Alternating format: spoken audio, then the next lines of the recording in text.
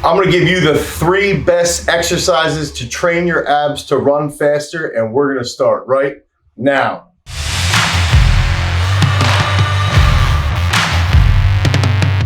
What's up, everybody? I'm Dane Miller from GarageStrength.com, and if this is your first time to the channel, we are covering everything related to sports performance. We're gonna teach you how to get stronger, how to be more explosive, and how to be a better athlete. If you're interested in this, comment down below with whatever sport you're training for. Make sure you like, you subscribe, and you ring that notification bell. So I want to dive into the topic of trunk stability, and what this is more commonly known as would be referred to as core stability. In all reality, the real term should be dynamic trunk control. And what does this have to do with running faster?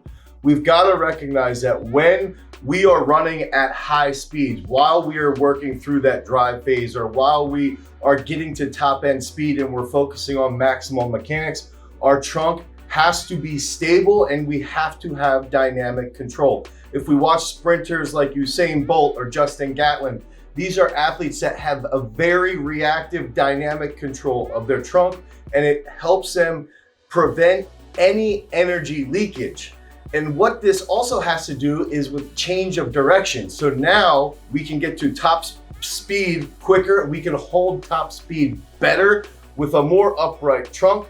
We get a better ground reaction force, and we're more dynamic in our control of our trunk. And on top of that, if we're a football player, think about somebody like Saquon Barkley, Barry Sanders, Emmitt Smith, any of these all-time greats. These guys had tremendous change of direction. Their agility was phenomenal. And the reason why that was is because their posterior sling, so their glute, all the posterior sling is, it's your glute on your right side, and the fascia that connects your glute on your right side slings over to the lat on the left side, and then vice versa. And this posterior sling helps us change direction rapidly, so stopping and without our trunk collapsing forward, we can hold this trunk dynamic with an upright posture and make a cut however we want. So we understand that trunk stability, dynamic trunk control contributes not only to that top end speed, but also to being more agile. And so now that we know this, we can use 3 key exercises to develop this trunk control so that we can run faster and make a better change of direction. So that first exercise I love to use for dynamic trunk control is a med ball bench while you're on the glute ham.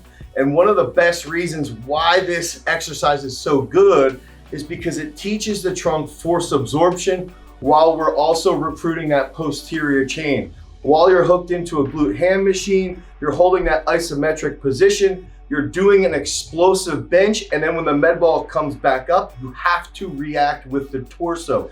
The torso absorbs that ball, and then we push it back in while we're squeezing in our gut, while we're squeezing in that posterior sling, and we're continuing to apply force. One trick you can do is even apply a band over your shoulders to force that isometric control of the hamstring, and that's where the hamstring responds incredibly well to long periods of isometric tension, and this is going to drastically improve our dynamic trunk control. That second exercise for that dynamic trunk control is going to be simple. It's called a V-up press. We want to hold ourselves upright on our butt, get some light dumbbells, get a barbell if you're strong enough, and we want to really brace in that gut with hip flexion. We're going to press off of our shoulders, press off of our pecs, and we want to make sure that we have minimal movement in our upper body and in our legs. We want to have very good contraction in our gut, in our trunk, and this is going to drastically help with change of direction as well as holding that upright posture at high speeds. That final exercise that I like to use is the kneeling banded marches. So if we can set up that bench press, we're gonna get on our knees and we're gonna sit super upright. We're gonna put bands in our hands and we're gonna march. You can press with the bands. You can almost run like a little swing with the bands. And what this is going to do is it's going to teach your torso, your trunk, how to have dynamic control. It's going to teach you how to prevent from rotating side to side. You're going to feel that in your anterior obliques. And this is going to help you tremendously while you're working through that drive phase, while you're accelerating with your sprints.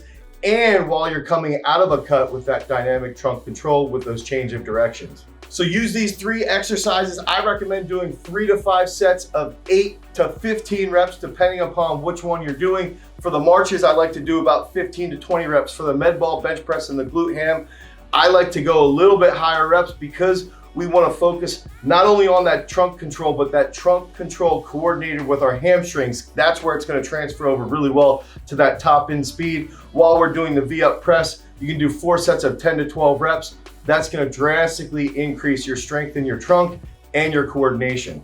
We utilize these exercises in our How to Get Faster training program. That's a 12-week training program, and you get a free resource all about reactive ab training. We've got to focus on training our gut, training our trunk in a reactive state. Less isometric training, more reactive training. That's going to carry over to the field a lot more effectively. That's going to carry over to the track a lot more effectively. Check out this video right here if you want to learn more about speed, more about agility. Head over to garagestrength.com. Peace.